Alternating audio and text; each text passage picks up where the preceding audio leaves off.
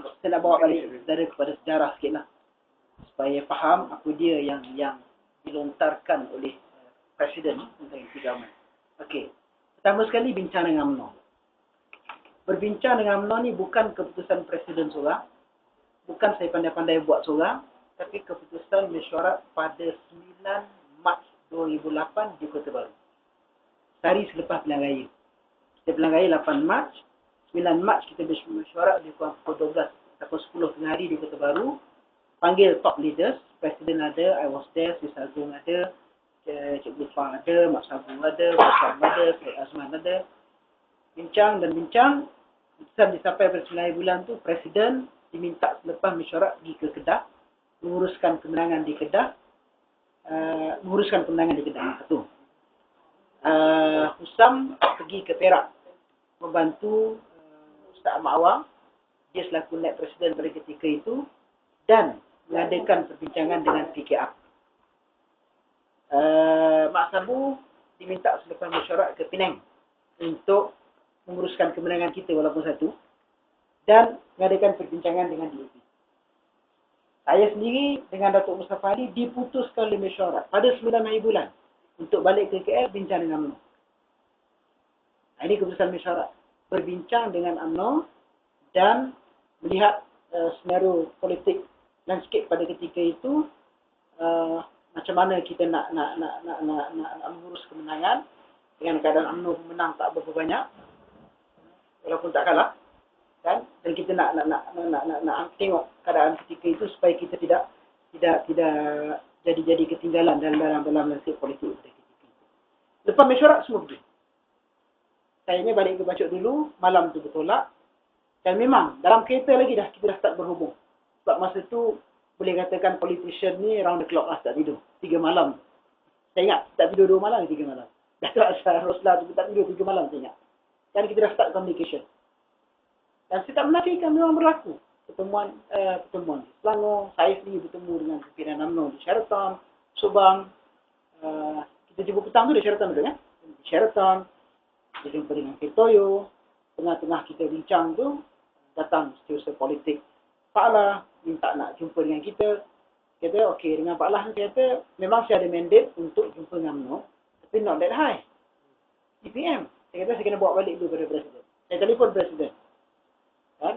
Presiden kata, tunggu dia turun KL. Bayangkan, Presiden daripada Kedah, yang sepatutnya kena singgah di Perak, dia skip program di Perak, dia terus datang ke KL. Datang ke Pejabat Agung, bincang di situ, dan Presiden kata, sebab kita dah berjanji nak jumpa orang, kita pergi. Cuma, bila kita bincang balik, saya sebut kata-kata Presiden tak pergi, biar saya lah minta mandate sebagai Timbalan Presiden untuk jadi head of delegation. Cikgu Pa ada di situ, dan bila kita tengok, kebetulan ada beberapa orang lagi pimpinan di situ, kita bawa Khalid Samad pergi. Khalid Samad was there. Kami pergi ke Jalan Bellamy, jumpa Pak Lah. Daripada pukul 6 sampai lebih kurang pukul 9 malam. Sama temuan tu. Kan? Memang ada perbincangan politik very serius. Tubuh kerajaan bersama, kita tubuh bersama di Perak, kita tubuh bersama di Terengganu event. To the extent sampai ke peringkat pusat. Dan tapi saya nak sebut di sini there and then. Masa tu juga dengan tawaran-tawaran, dengan perbincangan tu kita sebut Pak Lah, terima kasih. Kalau ada tawaran, kita tak dapat nak terima yang offer. Sebab kita baru semalam menang dengan Pakatan. Baru semalam menang, maknanya orang tak tidur lagi. Ya? Dan kita honor kita punya ni dengan Pakatan, we went back. We went back dan kita continue lah dengan penubuhan kerajaan negeri di negeri yang kita menang. Until the 34th of April 08, ada mesyuarat Majlis Syura Ulama.